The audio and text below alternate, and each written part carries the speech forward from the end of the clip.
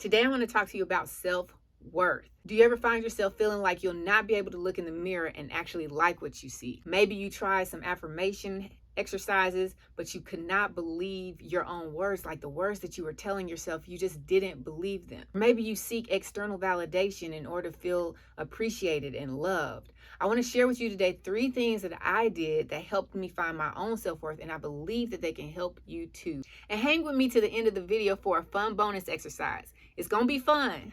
It might be funny, but it can work for you. The first habit you need to start working on is changing your inner self-talk, and not just changing it, but talking back to it. It sounds crazy, I know, but you got to do it. If you have low self-esteem, you're insecure, and you just don't like a lot of things about yourself, that means your inner self-talk is going to be a whole lot of negative.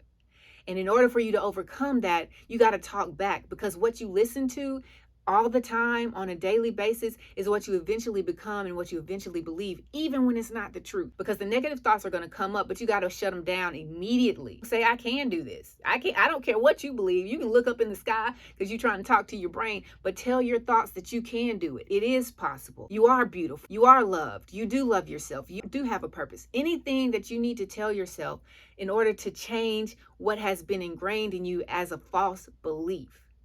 Change your self-talk and start talking back. The second thing I want you to do is to stop believing the comparison. Now, I could say stop comparing yourself to others, but I'm gonna be honest, I still compare myself to other people. But the key is to not believe the comparison. You have to remind yourself that every person on this planet does not have the same thing that someone else has. We are all unique. We are all created differently. If you stop believing in the comparisons that you end up attaching yourself to, then you can raise your self-esteem. You can have more confidence because you realize that all the things that make you different are the things that make you precious. They're the things that make you expensive. They're the things that make you rare. They're the things that make you unique. And if you didn't have them, you would be kind of boring. And we don't want boring. And the third thing I need you to stop doing immediately, stop seeking validation from other people. The more that you rely on other people's words, the lower your self-esteem is going to be. You have to have confidence in yourself. You have to build up that self-confidence in order to build up your self-esteem so that you can see how valuable you really are. And that goes back to the comparison. What if we all had to walk around with blindfolds on? How much more confidence would you have if you couldn't see other people, but you could only operate in what you were giving and how you were given it? So you have to really think about what it is that you need to validate yourself. Do you need to get closer with God? Get a stronger spiritual relationship so that you can truly see the value that God placed in you? Every single one of us is valuable. We each have our own unique story. You're highly valuable as you are. So stop relying on other people to give you confirmation of what you already are. You have to realize that you already are greatness. You already are a champion. You already are meant to thrive. You just got to believe it for yourself. Now, here's my bonus exercise.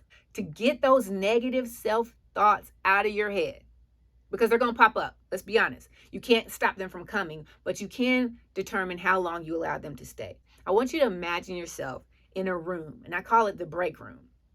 This is the room where you go when someone at work makes you angry, where your kids make you angry, where your spouse makes you angry, your significant other. And in this break room is a bat, a sledgehammer, it might even be a gun. I don't know.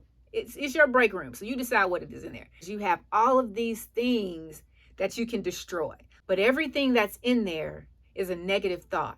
And so as soon as a negative thought comes into your head, oh no, you can't do that, you immediately submerge yourself into your break room. You grab your weapon of choice and you destroy it. And anytime you get frustrated and angry at the thoughts that come into your head, you have the authority and the permission to destroy them. You have to adopt the habit of dismissing the negative thoughts as soon as they get there.